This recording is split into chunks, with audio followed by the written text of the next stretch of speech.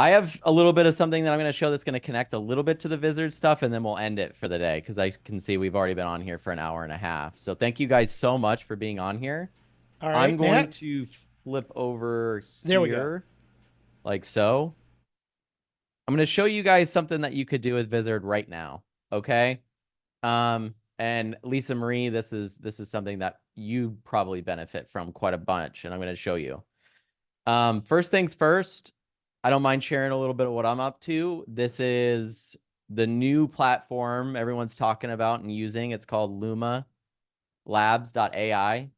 And I could tell you right now that the video world is, if you guys have seen, look at him walk away, look at all this stuff happening now. I mean, some of these shots are insane. Like what this is capable of doing in comparison to just a couple of weeks, a couple of months ago. So much clearer, so much better. The physics are so much better. Um, so yeah, I'll be talking more about this as I get to use it more, but right now I'm more in the creation phase, as you guys can see. So I'll share more about that later. But what I really wanted to share with you guys is this idea that I had based off of a couple of things that I was consuming about inspiration and why it's so important. So I decided to grab just a simple Google Doc and write down, I didn't put them in tier lists before, right? This is just how much they influence me, right? And I can zoom in a little bit so you guys can see. These are just some of the creative people that influenced me, right? And I'm still adding to this. But one powerful thing that you can utilize this for is, say, Stanley Kubrick, he's one of my favorite filmmakers. I could go to ChatGPT and ask ChatGPT, who inspired Stanley Kubrick, right? And GPT is going to go through and give me the people that inspired him. And then I can ask more questions about those things. So I'm getting filmmakers, I'm getting artists, I'm getting certain people who've written literature, all different kinds of things. So then what I did is I took those and put them in a look more into list. Now, some of these, of course, I'd say look more into because some of these, like Fellini and stuff, I do know. But at the same time, John Ford, me and Craig were just talking about him the other day. But this gives me the opportunity to, the background I'm using is just something that I created. But this gives me the opportunity to like dive into and learn who the people that I'm inspired by learned from and where they've gotten certain things. So I think that this is a great way to figure out not only um like diving into information, because I'm such a fan of that, right? It's like, okay, if I read something like The Power of Now, it's like, well, what books inspired him to write that? And it's like, well, you should read Meditations by Marcus Aurelius. I read that, and then I'm like, this is even better than The Power of Now, right? And so that kind of got me more on this path of asking ChatGPT not just for the people that inspire me and like what their style is, where they learned. You can ask like so many questions about these people, but I feel like being able to dive down specifically into the people that inspired them gives me even more information. And I know not everyone here is going to do this process, like go through all the information, but I'm one of those people that's like, okay, if I learn Hitchcock was inspired by this certain book, I want to read it for Vertigo or whatever it may be, just because that's how I am, right? So, how else can you use this? It doesn't have to just be people, obviously. You could put certain events that happen that have inspired you, things that go along those routes, or you could use YouTube channels, right? Like maybe you have a YouTube channel that inspires you or current creators that inspire you that you want to be more like. Have a conversation with GPT about it. Say, listen, I consume a lot of Jay Shetty's content. What are the five things? You know, I could even ask it, but what are the five things that Jay Shetty does on YouTube that you think makes him a success? And it's going to go through and give you the five things that it thinks. You can continue to ask it more and more and more about those things. I'm a firm believer that if you are in a situation of I don't know what to do or what to make, that you're just not asking yourself enough and you're just not doing enough research on what it is you want to do. And so I'm going to show you. If you pick a specific thing, like say pets. Now I brought this guy's channel up for a reason.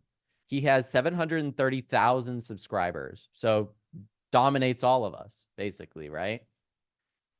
Here's a picture of him holding his YouTube plaque, right? Don't forget to subscribe. This dude did not put a bunch of text, did not put a bunch of stuff, bunch of information. Think about, oh, do I need to do this? Do I need to do that to grow on YouTube, right? He just found some channels that he was excited about or an idea, something that inspired him, and he started getting to work with a program like Vizard. And he started posting shorts. So he posts shorts, and some of these are as short as this puppy. Now, do I think he owns this puppy? No, I don't. I would guarantee you that that's not his puppy. But the 147 million views and the subscribers and the 2.5 million likes and those types of things helped him accomplish 730,000 subscribers. I guarantee you, you guys, this guy makes, and I could figure it out with analytics, this guy makes money off this YouTube channel, and none of these, all he's doing is sharing puppies and dogs because he loves puppies and dogs. Now let's take it a step further, right? How would I get clips? Okay, so here's a channel called The Pet Collective. 5.1 million views on this video, 7.81 million subscribers. It is a compilation, 30 minutes of the world's cutest puppies. Now, all I would do is copy this video link, put it in Vizard, and let Vizard pick out the clips, take the clips that I want, upload them onto my YouTube channel. That's all they're doing. None of this content that you see they made, right? What they're doing is being a spot for people to consume this content, a TV channel in a sense, and they're monetizing it. Take it a step further, take it into community. This is called The Farm, Dog TV. Now, their main channel, The Farm, is a farm home for 20 happy adopted rescue dogs. Now, they have some pretty good views on some of these videos, right? But they're fully aware that to make content takes time, right? And maybe that's not your goal in life. Maybe your goal in life isn't to make content about these dogs, but to take care of them, right? And you don't have the time to hire someone to do that. So what could you do instead? You could make compilations of dogs. And that's what they did here, right? But the Farm Dog TV, you can see here, we started this channel as a way for people to support the farm by popping these long videos on the TV in the background for your pet while you're not home. You're generously supporting our animals here at the farm. So they're bringing their community into it and going, if you guys consume content on this channel, we're actually monetizing it. And some of these have 12,000 views in a day, 10,000 views in a day, 34,000 views in a day. These dogs bouncing around on the couch very well could be from their farm. I didn't vent them to know that for a fact, but I know for a fact that other channels do this and make these compilations. So you, just like this guy did, to support and create a whole business out of. So of course, Lisa Marie, you could take a 30-minute video of animals, edit some out for Buddy's Place, upload them, and as the views start pouring in and people love it and subscribe, of course, you could then say, make sure you subscribe so you're supporting Buddy's Place. All the monetization for this channel and views go to my animal sanctuary. And people will leave people will leave a 6-hour video on their TV for 30. So you can get all the, if you guys want to know how much a 6-hour monetized video makes, it's thousands. So these people are making an income off of these long monetized videos, and their following is supporting them. But like I said, you don't even need that. You just need an interest, an inspiration, right? Well, how do I get one of those? What inspires you? I love storytelling. So all of these people here that you see are storytellers, right? I don't know. I don't know the people that might inspire me or have done things. Ask ChatGPT based off of what inspires you or what you're excited about, or what ideas might help. What YouTube channels or things or content do you consume, right? Do you like, do you enjoy that you would be inspired to create?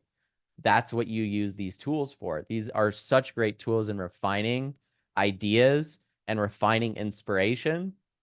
And then I just showed you guys how easily and quickly you can monetize anything.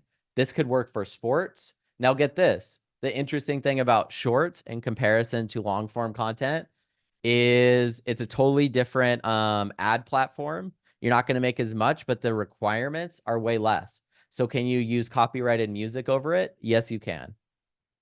And keep it monetized. Can you use clips from the NFL or something like that? I don't know, but you could try and see, right? I know a lot of people do with movies because over the last, or when we were talking about it in the inner circle, right? I brought up that outstanding screenplays channel that I watched grow to 1.2 million subscribers, and none of this content they made. None of it. They just 10 tips from Paul Schrader. They compiled the 10 clips. Okay, so now that I've made 10 clips, what would be my next set of things to do? Promote that video. What's an easy way to promote it? Make shorts about it, right? So now you just get Denzel Washington was a garbage man at one point. He's got his URL right there on top of the captions. Craig just showed you how easy that is to do, right? Inside of Vizard, you don't need to know. As far as crediting the original creator, you can do that in your comments in the description. If it's a compilation of clips, sometimes they put them in the sometimes they'll do it and put that in here. But most of the time you'll see a lot of people don't. Now, this is where we're going to get into a world of copyright infringement and like what that actually means, right? Because I'm a firm believer that if I create an idea and it inspires you to create, that I've done my job. Of course, I don't want you to steal my work and make money off of it. But if you are sharing it with other people, I don't have a problem with that at all. So it sounds like a crazy idea, right? To think that it would be a good idea to let other people make great Star Wars movies. But Disney doesn't want that to happen. They want only the bad ones to come out through them. So, so, you know, I'm throwing shade, but I think that that's the truth, though. As far as telling people, do you think this is just the start for YouTube? I mean, YouTube is a channel. Like our YouTube is the new version of television, right? So when you see these compilation funny apes around the world, this is just for people that want to watch funny clips of apes. Like my mom, she loves spider monkeys. And this channel, all they're doing is taking the time to create that. But I showed these as an example, right? Because a lot of people here maybe have an inspiration to inspire people, but they don't want to be on camera or they don't want to do any of this stuff. I'm showing you that these people compile stuff based off of what they're excited about and get those plaques that everybody wants. They're not putting their face on it. They're not putting their name on it. I mean, this dude's channel is his name, you guys, and he's got 730,000 subscribers, 500 videos, shorts that have 140 million views, right? Like this is called Dog Puppy Cute Barking Viral Short and has 11 million views. It's actually just a noise of a puppy barking.